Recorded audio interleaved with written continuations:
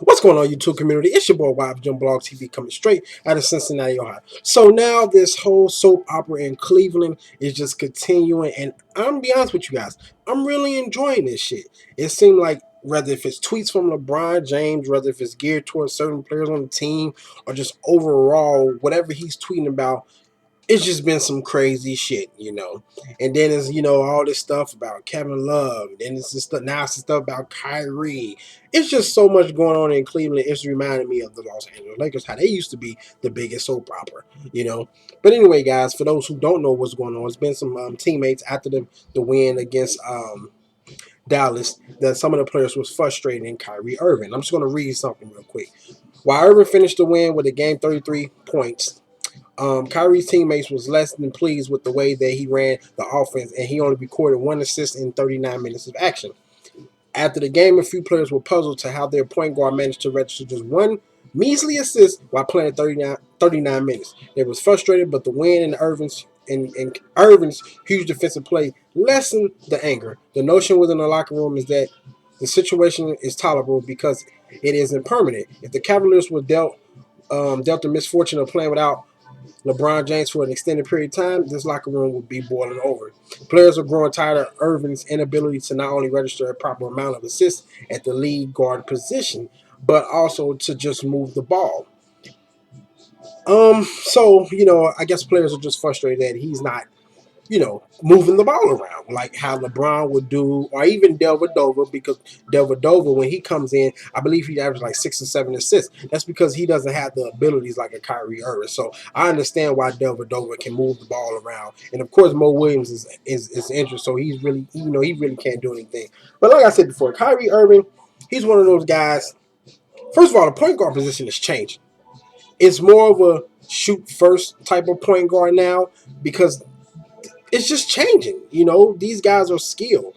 So they're going to incorporate their scoring ability plus add some passing to it. Kyrie Irving, he's not a pass first point guard. That's why you have guys like Chris Paul, Rondo, Steve Nash, a couple of guys in the league who's the pass first point guard. Then they can score.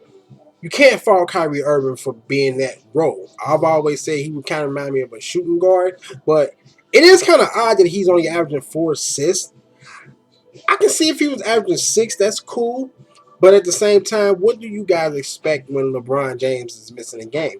That lets Kyrie Irving step up and be the player that he is, which is the score first type of point guard. Now, yes, he should work on getting others involved, but at the end of the day, that's just his game. That's just his game. That is just his game.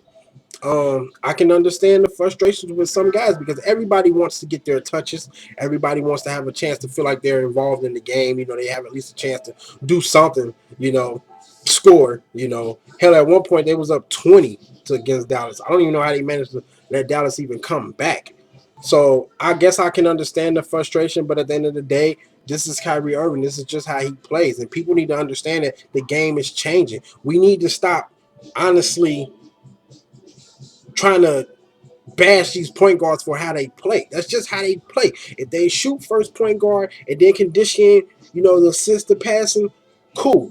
But I think people are making it seem like Kyrie, he's just a shoot point guard. He doesn't even think about getting anybody involved, which I don't really think that's the case. It looked like it, but I don't think it's the case. I still think the Cleveland Cavaliers, they're going to be fine entering the postseason. Hopefully they'll be fine. They got to get this shit together. Let's just be real. They got to get it together. But I'm going to be real with you guys. Maybe some of the things that LeBron James has been tweeting and stuff, and just over the last year, some of the stuff he was saying about the teammates, and even including this year, saying this team is not a playoff team, guys need to step up, yada yada yada, all the things he's been tweeting. Maybe it's just taking a toll on Kyrie and other guys. And it's like, listen, man, something needs to happen. But at the end of the day, this is what happens when you have the superstar running the show. LeBron James is the captain, the coach, the everything on his team, and that's not a good thing. It should only be one captain, and that's Tyronn Lue. They need to get some structure, some control going on. Superstars should not run teams. I've always said that. Look at the San Antonio Spurs. 3 stars, but who runs it? Greg Popovich. They fall in line. They listen to him. That's why they're champions. But anyway, guys, tell me what you think about this situation. Do you think this is going to continue on, or do you think it's going to be okay? Comment, subscribe, favorite, like, share. Check out my previous videos. Hit me up on Twitter, Facebook, Instagram, and all social media sites. I'm out. Deuces.